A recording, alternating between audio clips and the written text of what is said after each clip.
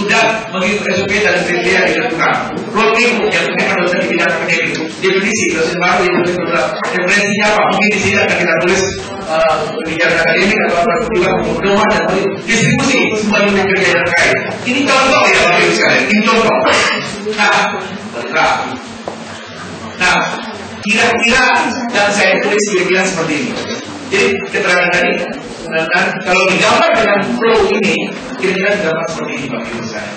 Mereka terus sini ditanya ada kegiatan apa, dulu sampai selesai. Ini adalah salah satu prosedur yang digambar menggunakan algoritma. Jangan lupa di sini bagusnya apa? PIC-nya akan tertulis langsung di sini. Ini adalah waktu dan ini adalah dokumen yang dipakai. Pak, saya bikin gambar lain, Pak. Yang saya ingin sampaikan adalah substansi yang masukkan. Ada nggak di sini? Itu yang perlu kita lihat secara bersama. Oke, ada komentar dulu ya. Mau saya lihat? Silakan, Pak.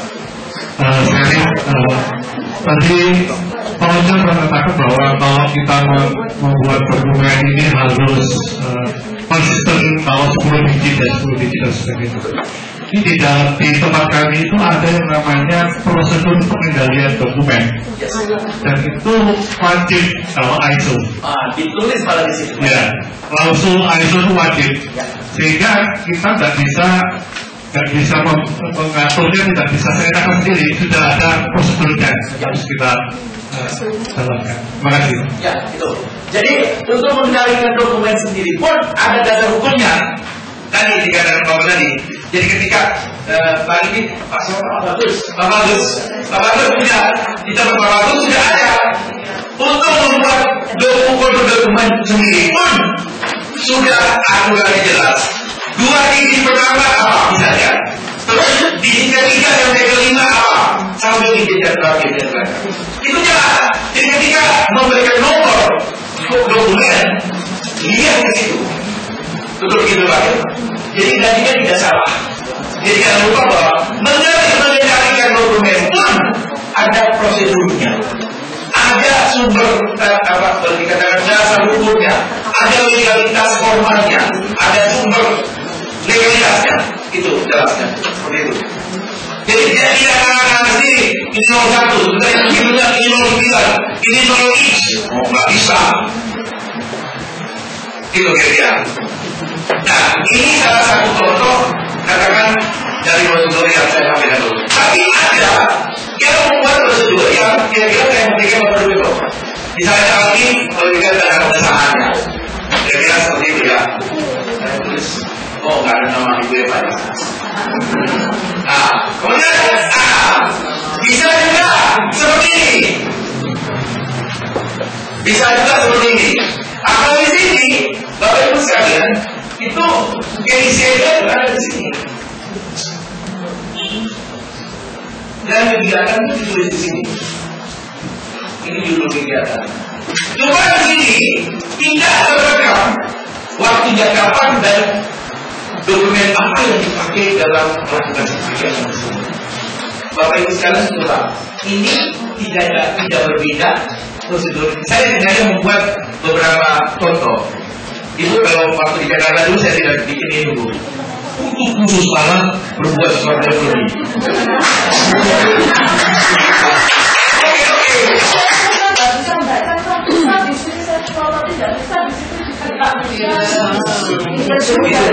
Itu berarti memang makanya harus dipersiapkan lagi.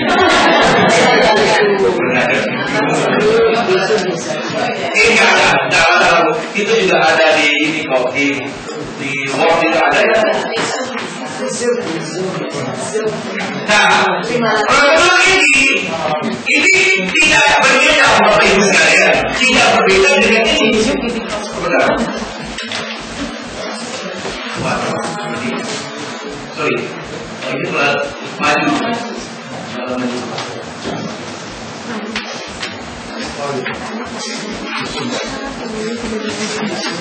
Itu salah. Coba prosedurnya baru saya ikuti itu yang ada itu ya. PIC-nya saya bilang dari atas. Ini salah. Cuma di sini tidak digariskan lagi begini. Kenapa? PIC-nya langsung yang saya sampaikan ini adalah apa? Bapak Ibu sekalian menjadi lebih fleksibel. Karena mau kemana terserah. Karena Indonesia embedded dengan kegiatannya sendiri. Melekat di situ. Termasuk ada dokumen yang dipakai. Tetapi kalau yang ini tidak ada. Pertanyaannya mana yang lebih bagus? Monggo terserah. Terserah ya.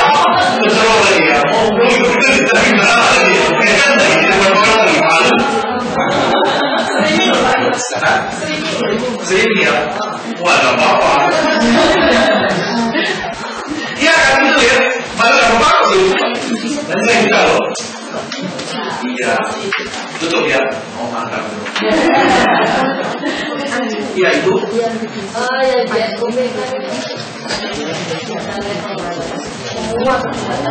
sebentar ya. Gini Bu.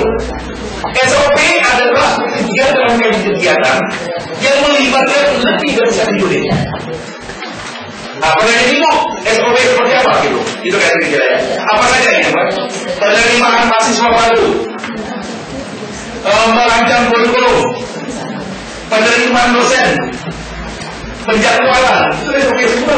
Aktivitas yang Ibu list down, aktivitas itu apa saja? Dan Ibu akan melihat itu SOP atau bukan. Kira-kira itu. Jadi, kemudian Ibu akan nanya nih, Pak Menteri, kalau itu bagian betul kok main apa SOP? Itu tadi. Bapak sekalian, ini pertanyaan yang bagus yang mengundang saya memberikan perhatian lebih. SOP ada berapa banyak Pak? Mungkin 90 atau 100 kali. Loh Pak, apa yang tulis Pak? Gampang. Panggil loh semua kumpul. Sini. Makan kumpul. Sini. Mau bikin punya, bukan beres. Dikirim kerjaan masing-masing, SOP apa yang mereka bikin?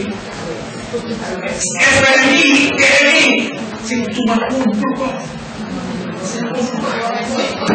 Kenapa koordinasi aja? Tapi dilihat dulu benar nggak? Tapi Bapak Ibu sekalian memberikan penawaran juga, ya Pak ya, jangan dulu bikin sendiri. Rusak karena di sini enggak pulang. Satu contoh formatnya seperti apa? Misalnya kita setuju format begini, formatnya format begini. Jangan dengerin. Kalau setuju format yang tadi, katakan bahwa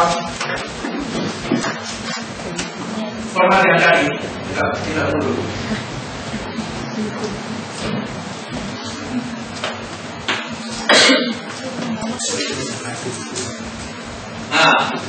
Ya semuanya format ini. Kita coba. Kenapa? Ada satu lagi. Saya memberikan ada 3 contoh. Contoh ya. Ini pertama. Kemudian yang kedua ini. Ini kedua. Ini yang pertama ya. Ini maksudnya apa nih? Kedua ini. Tadi yang berikutnya yang disampaikan oleh Bu Eva. Simpul itu tujuh. Lepas ya. Tulis saya ujung. Cuma kalau tulis itu kan banyak ya. Bapak pakai. Sharing lagi. Memang format narasi ini paling mudah bikinnya. Ya. Tapi mau bacanya paling sulit. Kalau format bocah itu paling sulit membuatnya. Bacanya mudah. Memahaminya mudah karena bahasa visual. Ya. Kalau dibandingkan format 1 dan format 2, saya pribadi cenderung lebih bagus itu format 2. Karena format 2 itu standar. Kalau kita lihat di program Visio, program software Visio itu sudah ada. Ya. Dan tadi Bapak menanyakan di sini kelemahannya format 2 tidak ada waktu. Waktu bisa ditambahkan di sini. Betul. Tinggal ditambahkan keterangan saja. Ya, terima kasih. Ya, itu juga bisa. Kebetulan format yang pertama dari kami menemukan sendiri Pak. Jadi saya mencoba untuk men-suggest. Memang tidak populer itu Pak. Karena format ini yang kedua itu sadar. Karena kita masuk ke visio.